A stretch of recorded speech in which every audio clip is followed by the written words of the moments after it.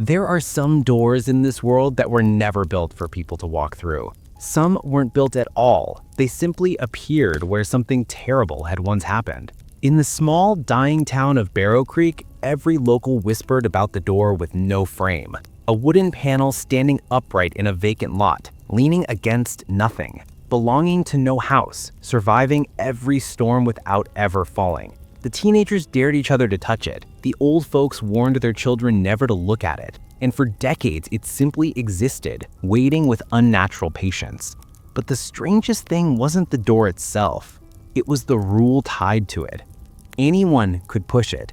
Anyone could knock, kick, slam, scratch, whisper, scream, but the door remained sealed. It opened only when someone said the curse, and nobody alive could remember the exact phrase.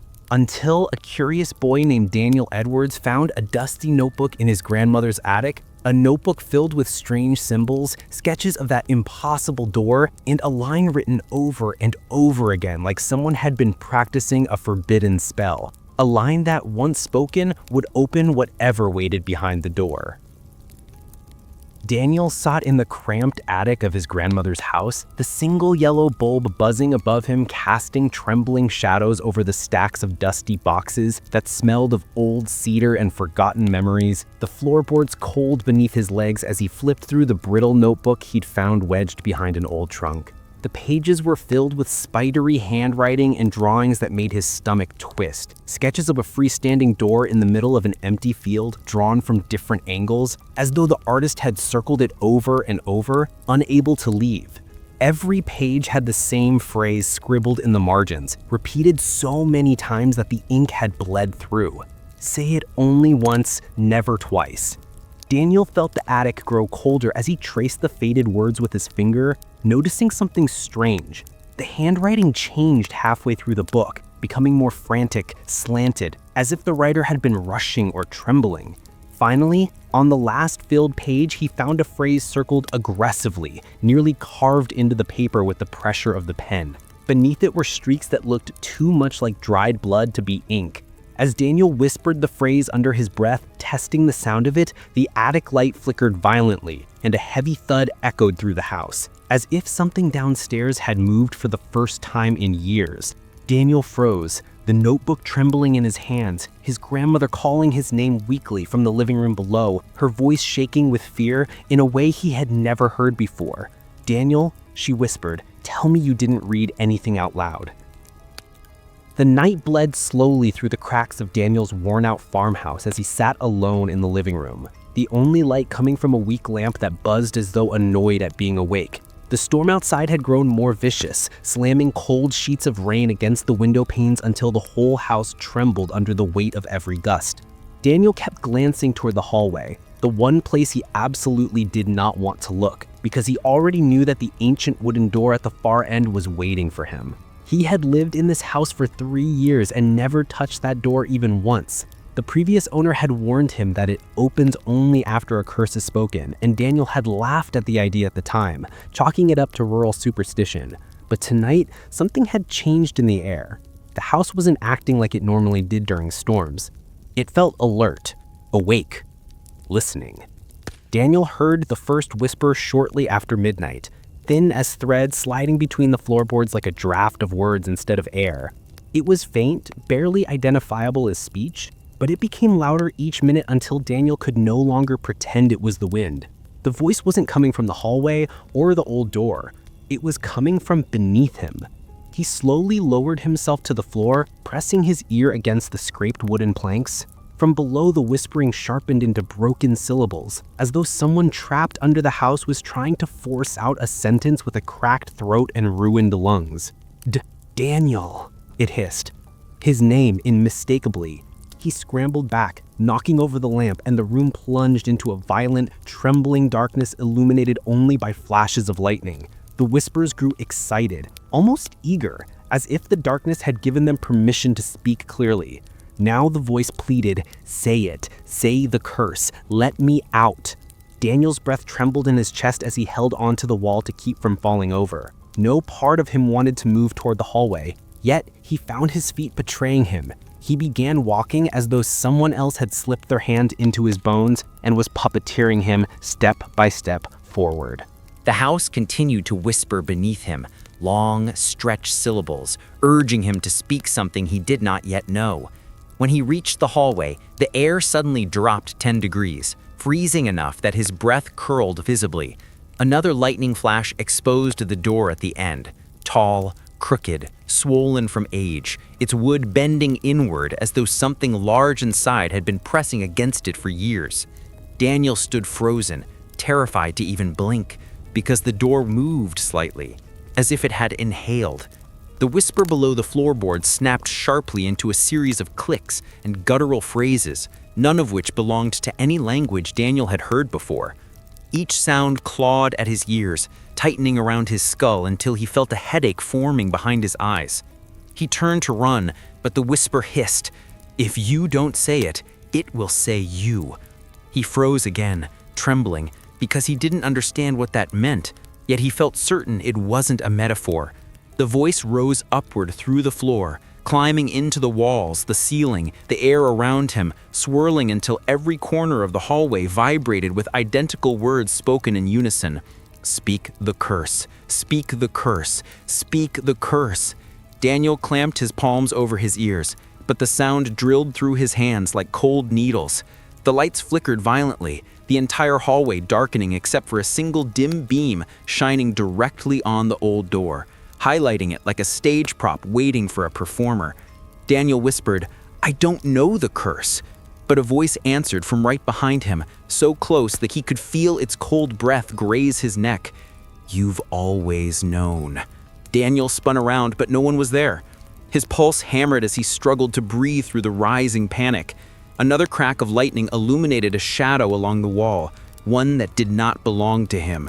The shadow's head tilted, and its mouth opened unnaturally wide. And though it did not move physically, its voice filled Daniel's skull with a word, harsh, ancient, formed from pain and hunger. A word he somehow understood instantly was the curse. He stumbled backward, shaking his head violently. "No," he whispered, "I'm not saying that." But the whispering intensified into a frenzied chorus of shrieks and commands, and the floorboards behind him began to bulge upward as though hands beneath were pushing through. Something wanted out. Something had been waiting decades or longer for someone like him to speak the one word that would free it. Daniel backed deeper into the hallway, breath ragged, aware that if he remained still, the thing beneath the floorboards would break through, and if he ran, the thing behind him, the shadow, would likely follow.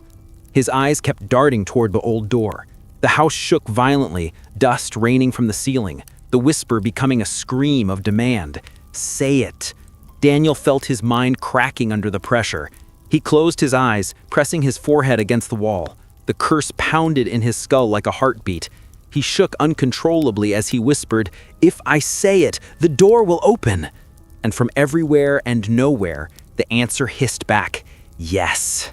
Lightning exploded outside, plunging the house into momentary blindness, and in that pitch-black instant, Daniel felt a hand, or something shaped like one, press against his back and push him toward the door.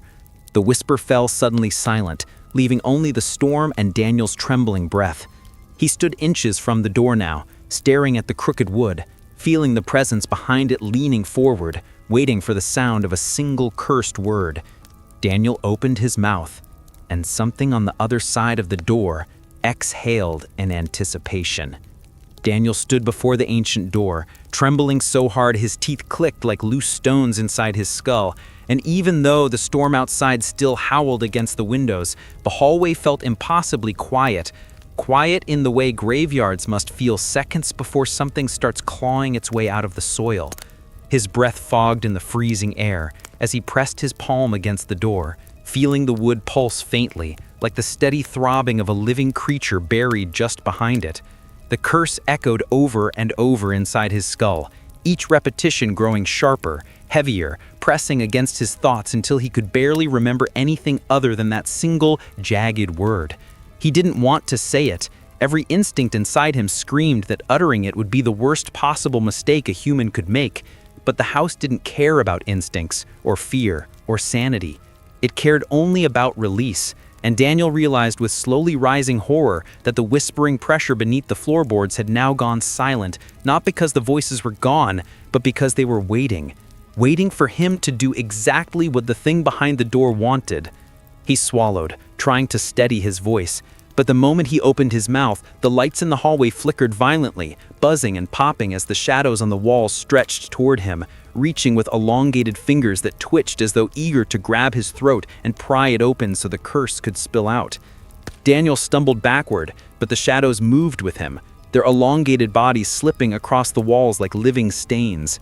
The one closest to him curved its head downward in a slow, unnatural gesture, as if listening to the beating of his panicked heart. "Don't," he whispered, not sure whom he was begging, himself or the house or the thing behind the door. But the shadow's head tilted farther, and a voice rose from within it, the same whisper he'd heard beneath the floorboards, though now it sounded clearer, fuller, almost human. "Say the word, Daniel, or it will tear its way out on its own." The shadow pointed directly at the door, and Daniel's stomach twisted violently, because the doorknob was turning. Not much, just a fraction of an inch, but enough to prove something on the other side was testing the barrier, pushing its weight forward, feeling the weakness in the old wood. The house groaned, the floor shuddering beneath Daniel's feet, and he backed against the opposite wall, sliding down until he sat on the cold boards with his shaking hands pressed against his ears, as though that could stop the whisper of the curse from drilling deeper into his skull. The storm outside intensified, lightning flashing again and again until the entire house stuttered between light and dark, like a film strip missing half its frames. In one blinding instant, Daniel saw a tall shadow standing directly behind him, its long face hanging inches above his own, and when the lightning vanished, the shadow vanished with it. Yet Daniel still felt the cold breath on the back of his neck. His body stiffened completely. He couldn't breathe, couldn't blink, couldn't scream.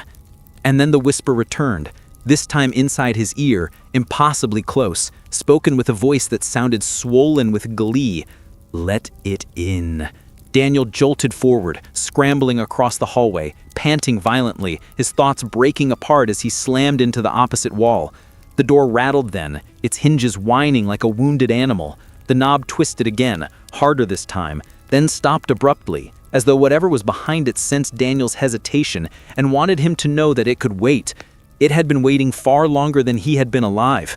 A single crack formed along the frame, splintering downward like a vein spreading through flesh. Daniel's head throbbed as the curse continued echoing inside him, its syllables scraping against his mind like broken glass dragged across bone. He pressed his forehead to the floor, whispering through clenched teeth, "I won't say it, I won't." But even as he said the words, they were lies. The pressure in his skull was unbearable now. Every heartbeat sent the curse pulsing through his body, filling his veins with something cold and ancient and hateful. He felt tears spill down his face as he squeezed his eyes shut and whispered, "Why me? Why are you doing this to me?" The answer came not as a whisper this time, but as a deep, resonant moan from the other side of the door, a sound so heavy that it rattled dust from the ceiling and made the entire hallway flex as though the walls were breathing in and out. The moan grew louder and louder until he felt it vibrating through his ribs, shaking the marrow inside his bones. He covered his ears again, but the sound was something that could not be blocked. It lived in the air, in the wood, in the floor, in the walls, inside him. And then the voice came again, but now it was layered, as if hundreds of throats were speaking through one opening, hundreds of starving voices folded into one word, Daniel. His name crawled across the floor, across the walls, curling around his ankles like a cold hand. "Say it," the voices demanded. "Say it. Now." Daniel sobbed, shaking uncontrollably, but the weight of the voices was too much. It pressed him up from the floor, forcing him to stand. His limbs moved like they belonged to someone else, his body responding to commands he hadn't given. He stepped toward the door, one slow, dragging footstep at a time. The whispering crescendoed into a feverish chant, circling him, binding him. Shadows twisted along the walls, contorting into grotesque human-like shapes with gaping mouths, stretched too wide, all mouthing the same silent syllable. The curse, the word, the key. Daniel stood inches from the door again, feeling the cold radiating from it as though the thing behind it was exhaling straight through the wood. He felt his lips part. He felt the word rising in his throat. His mind screamed, his body obeyed. And then, right as the curse reached the tip of his tongue, something slammed against the door from the other side, so violently that the hinges tore halfway from the frame. Daniel stumbled back, falling hard, eyes wide as chunks of splintered wood shot across the hallway.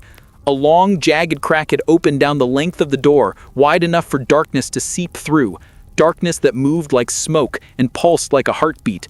The voices fell silent again, the entire house holding its breath.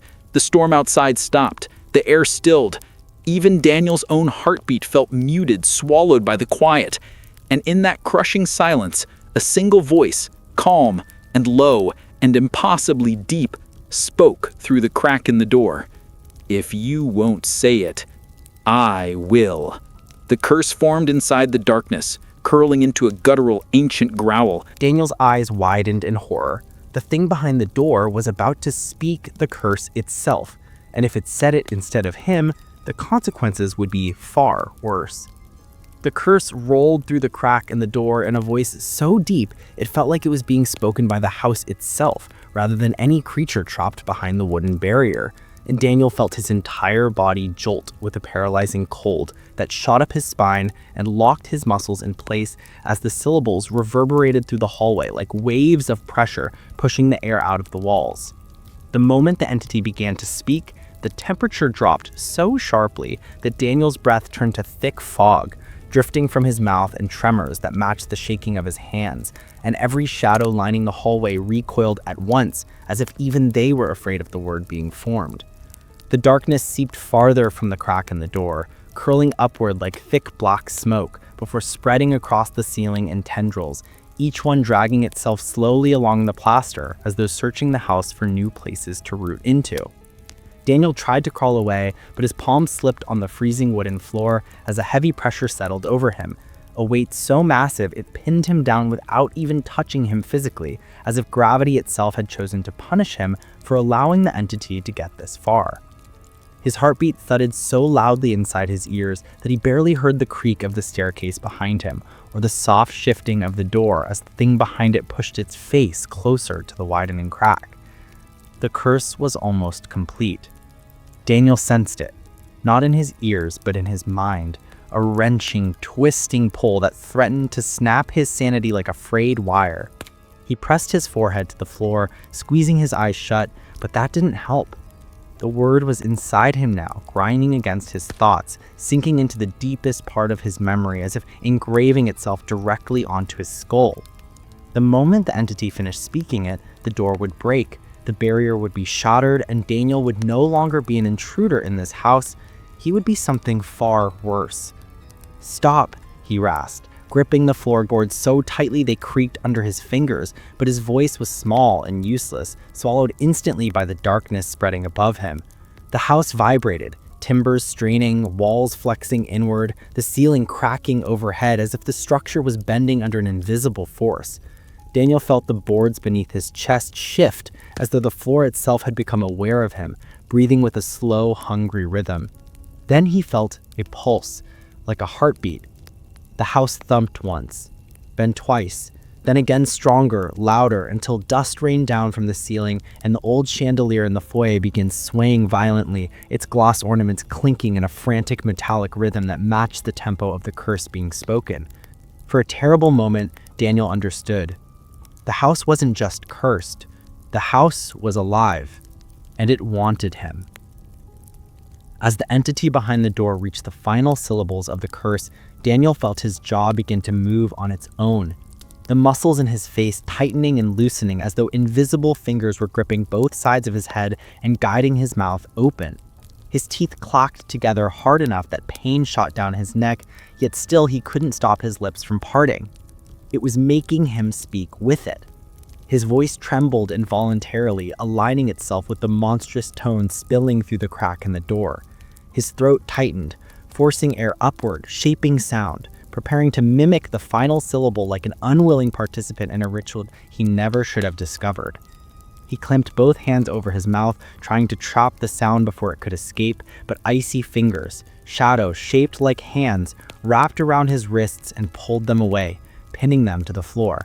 Daniel screamed, but even that was smothered instantly, swallowed by a sudden vacuum of silence that slammed down over the hallway like a heavy lid. Not a single sound existed. No storm outside, no rattling windows, no groaning floorboards, just silence so absolute it felt like the world had ceased breathing. Then, in that crushing quiet, he heard it. The lost word of the curse. A sound older than language. A sound that felt like it belonged in the moments before creation, before light, before time. It shook every bone in his body. It filled the hallway with an indescribable pressure. And the door, at last, responded. The hinges snapped with a deafening crack, flying in opposite directions like shrapnel as the door splintered down its entire length. Daniel covered his head as wooden fragments exploded outward, embedding themselves in the walls, the floor, and the stairs. The house screamed, literally screamed, as the entity forced its way through, the structure twisting violently as though in agony or excitement. The darkness erupted out of the doorway in a thick wave, spreading across the floor and walls like tar spilling from a ruptured container. Daniel scrambled backward until he struck the base of the staircase, his chest heaving, tears streaming down his face as he watched the hallway fill with living dark. But the darkness didn't attack him. It encircled him, like an embrace. It coiled around him, brushing against his skin like a cold cloth, stroking his arms, wrapping around his ankles, sliding across his shoulders as gently as a parent guiding a child. Daniel shook his head violently, shoving himself farther up the stairs, but the darkness followed with patient determination, forming vague shapes, arms, legs, faces, each one flickering in and out of existence. The shapes whispered to him in voices that overlapped into a dense, shimmering hum. "You opened it," they murmured. "You freed it. Now the house chooses. Now the house decides." Daniel's stomach knotted as he felt the shadows close around his wrists again, lifting him effortlessly to his feet. He tried to scream, but the darkness wrapped around his throat, not choking him, but silencing him, muting his voice entirely.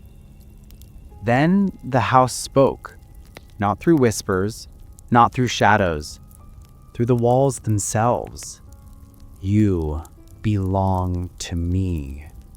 The voice rippled through the structure, rattling every light fixture, knocking pictures off the walls, cracking the staircase beneath Daniel's heels. The shadows tightened their grip, pulling him back toward the gaping black opening where the door used to be, dragging him inch by inch down the stairs. Daniel kicked violently, his shoes scraping the wood, but the house had already decided. He felt his body slide across the hallway floor, drawn into the cold, pulsing darkness as the shape of something massive and impossible shifted inside the open doorway. It was too dark to see its true form, but Daniel sensed its size, its weight, its hunger. The shadows pushed him closer. His limbs buckled. The smell of damp earth and rot filled his nose. The temperature dropped to a stabbing cold that froze his breath mid-exhale. And then, just as the entity's shape began to emerge from the doorway, Daniel heard something new. A whisper. Not from the house, not from the entity, from inside his own mind. "You can still stop this." His eyes snapped open wide, panic and confusion clashing violently inside him. The darkness wavered, as if startled by the interference. The voice echoed again, warm and human and painfully familiar. "Daniel, listen to me." The shadows around him twitched, recoiling from his skin. The darkness paused. The house seemed to hesitate. Daniel's pulse exploded. He knew that voice. He hadn't heard it in years, but he knew it. It was his mother, the one who had vanished inside this house a decade earlier. Her voice came again, soft but urgent. "Don't let it finish what it started with me." Daniel gasped, choking on a sob as the shadows erupted into frantic motion, trying to drown out her voice with their overlapping screams. The house shook violently. The entity's massive form jerked inside the opening with a deep, rattling growl. The air thickened until Daniel felt he was inhaling cold mud. But his mother's voice pushed through it all, whispering directly into his ear. "Run, before it decides your fate is the same as mine." For the first time since the door cracked open, Daniel felt the darkness falter. He felt the house waver, and he felt his own will return. But whether he could escape now, or whether the house had already claimed him, that would be decided in the next scene. Daniel tore himself free with a strength he didn't know he had, stumbling backward as the darkness jerked toward him like a tide reversing direction in an instant, its tendrils whipping across the floor with violent snaps that shook dust loose from the ceiling beams. His mother's voice, soft, breathless, urgent, still echoed in his mind, guiding him as he bolted toward the staircase, but every step felt heavier than the last, as though the house itself was thickening the air to slow him down. His boots stuck to the floorboards with each stride, as if invisible glue were smearing across the wood, clinging to him with stubborn resistance, and he had to yank his legs free with desperate force. He clutched the railing and pulled himself up the stairs 2 at a time, his chest burning, his throat raw from choking on cold darkness, and yet the voice inside him continued.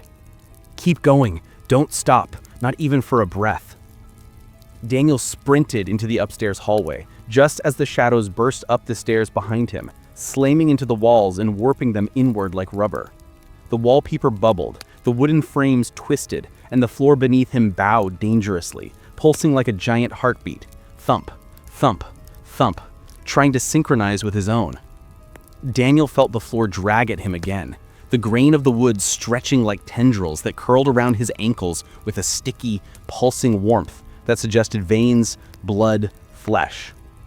He kicked and stumbled, half crawling as the hallway elongated in front of him, stretching impossibly long, doorways pulling farther away like the house was rewriting its own architecture to trap him inside.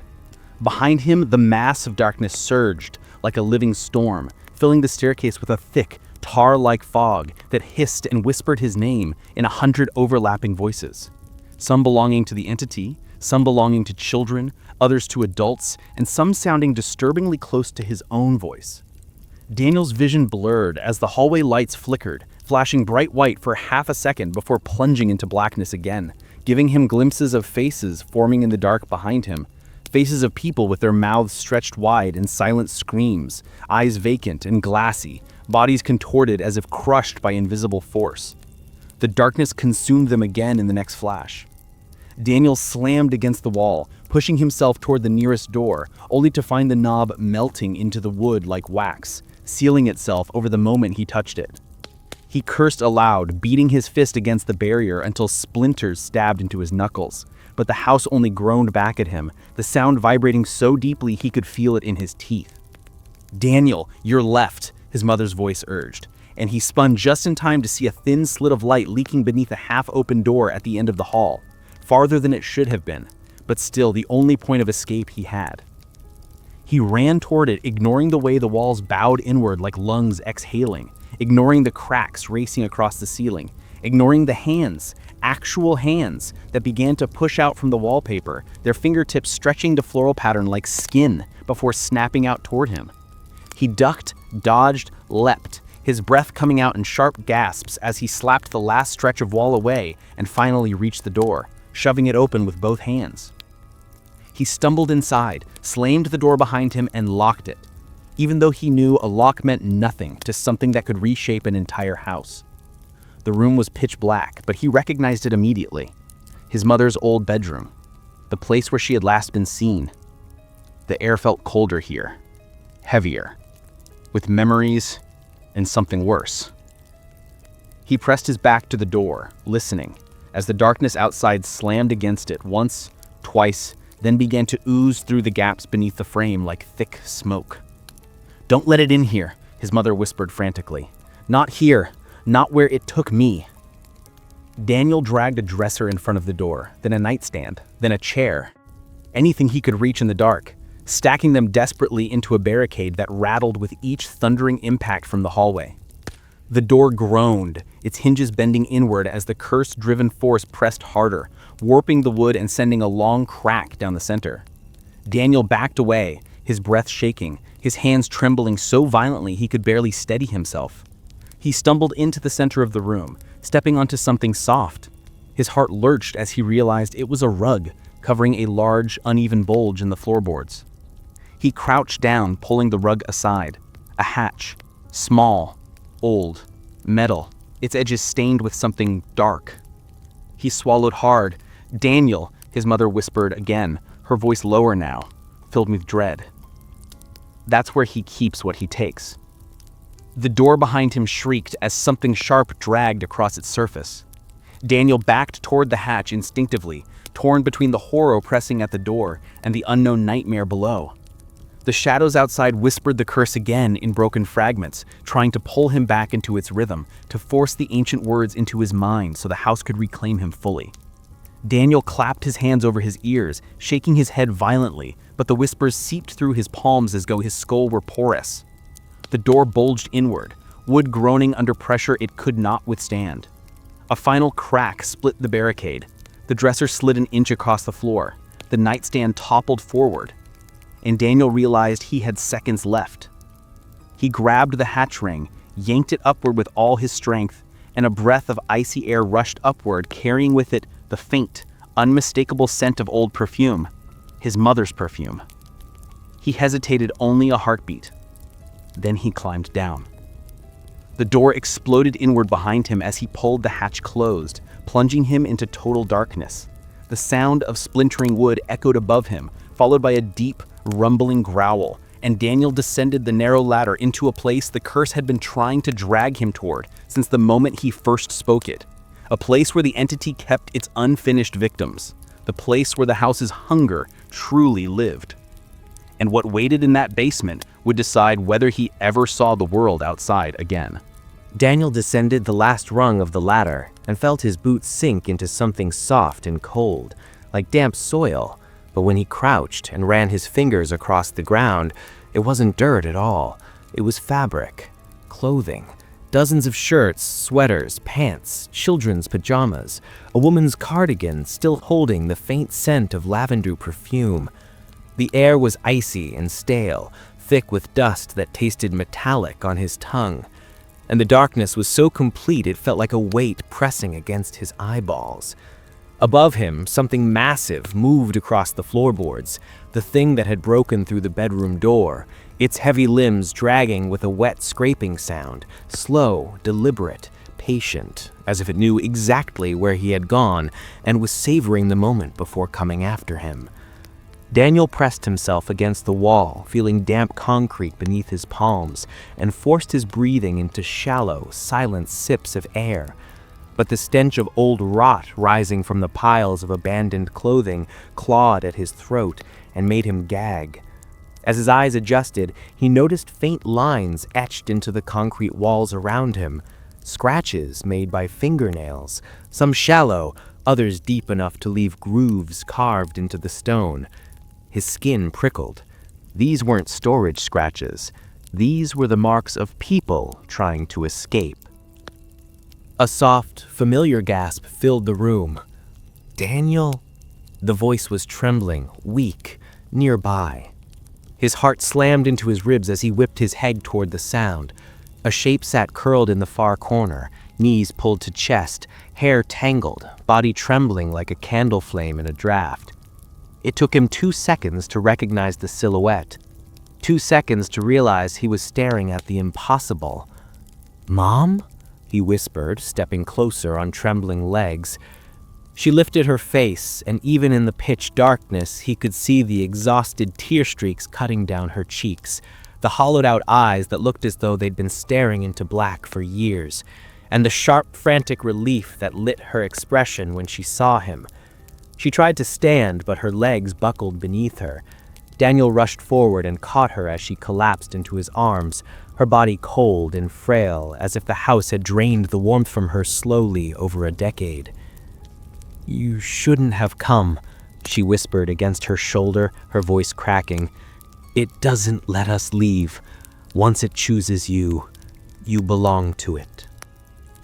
The floor above them groaned under the heavy, dragging weight of the creature. Daniel held his mother tightly, his jaw clenched, his breath shaking. "I'm taking you home," he whispered, not recognizing the ferocity in his own voice. She shook her head violently, gripping the front of his shirt with trembling fingers. No, Daniel, listen to me. You need to go. The curse wants you. It wants a new voice, a new keeper. Daniel's stomach twisted. A keeper? She nodded slowly, fear carving lines into her face. The curse needs someone to feed it, someone to bring it new voices, new victims. I refused, so it took me instead. Above them, the footsteps stopped. The house fell silent, too silent. Daniel felt every hair on his body stand on end. The entity wasn't pacing anymore. It was listening.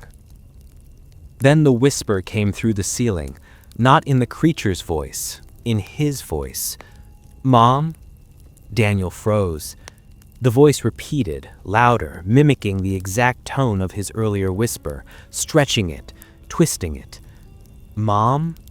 The sound slithered down the staircase, into the walls, through the foundation, echoing around them until it felt like it was coming from every direction at once. It learns you, his mother choked. Every sound, every thought, every fear. Once it knows you, the house becomes you. Daniel swallowed hard as cold dread stabbed through his stomach. If the entity could imitate him, it could trick his mother. It could trick anyone. And worse, it was growing stronger. He helped her stand, looping her arm over his shoulder, and guided her slowly toward the ladder. We're leaving together, he whispered, unable to feel anything but determination through the terror. But the moment they reached the base of the ladder, the hatch above slammed shut with a deafening finality, plunging them into deeper darkness. Daniel sucked in a sharp breath. The creature was no longer pretending. It was choosing. His mother grabbed his face in both hands, her fingers cold but fiercely steady. Listen to me, she whispered, her voice trembling with urgency. There's only one way out. She guided his hand toward her pocket, and Daniel felt a small object pressed into his palm, a jagged stone, smooth on one side, sharp on the other, carved with the same strange symbols he'd seen in the attic notebook. It's your blood, she whispered hoarsely. The house wants your blood. It won't take mine anymore. Daniel stared at the knife-like stone, confusion and horror flooding his mind. You can break your connection to the curse, she continued, tears pooling in her eyes. But only if you spill your own blood before the house does. It must be voluntary. It must be now. A low growl rumbled through the floors above them, as though the creature sensed what she was saying. The ladder rattled violently. Dust rained down on their heads. The walls trembled. The house was descending. Daniel felt panic claw up his throat as he looked at the stone in his hand, then at his mother. What about you? She smiled, a soft, broken smile that made his heart ache. I'll be free, one way or another.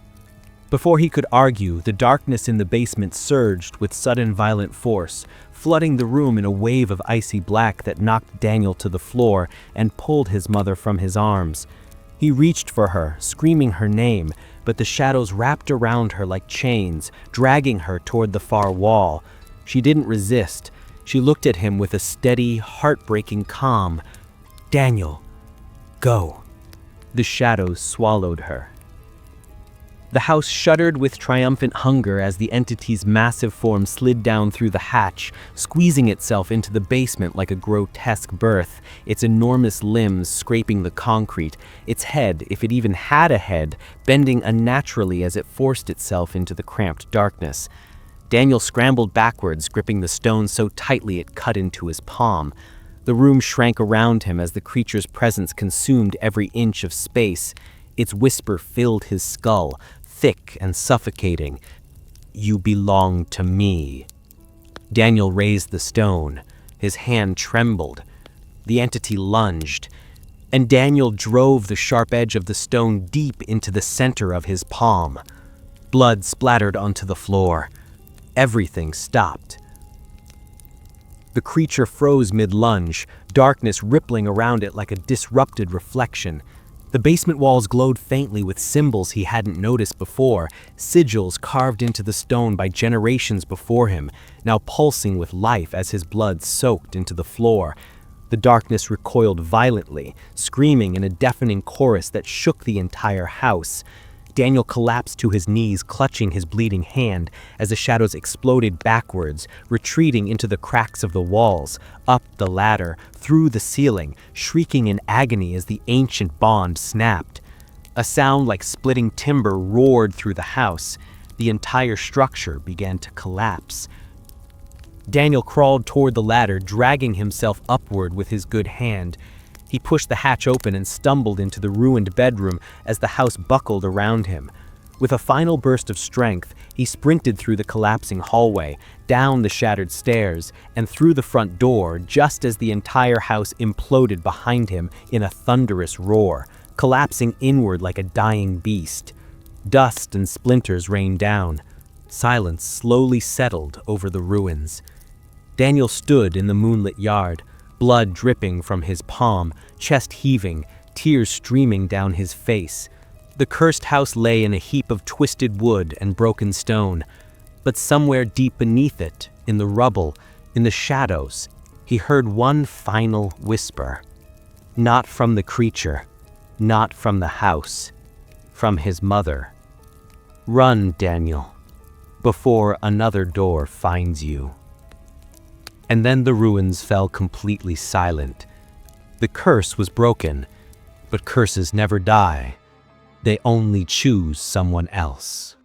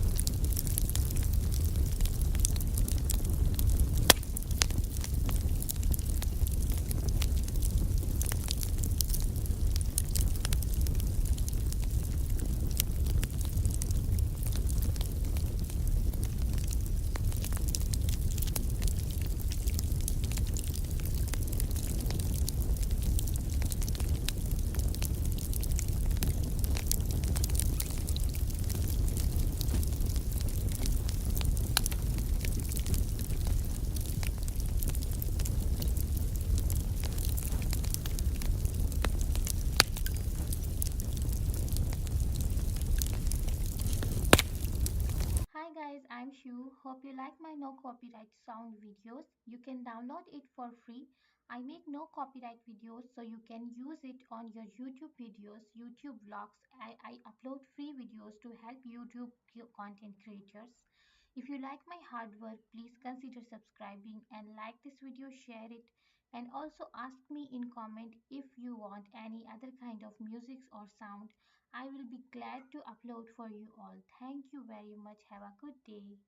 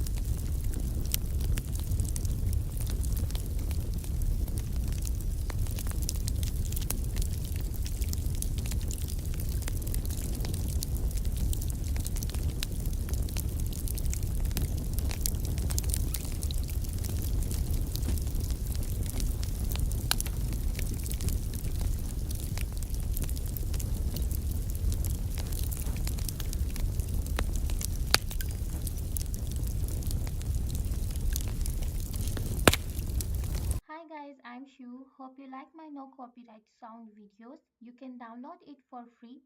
I make no copyright videos so you can use it on your YouTube videos, YouTube vlogs. I upload free videos to help YouTube content creators. If you like my hard work, please consider subscribing and like this video, share it, and also ask me in comment if you want any other kind of music or sound. I will be glad to upload for you all. Thank you very much. Have a good day.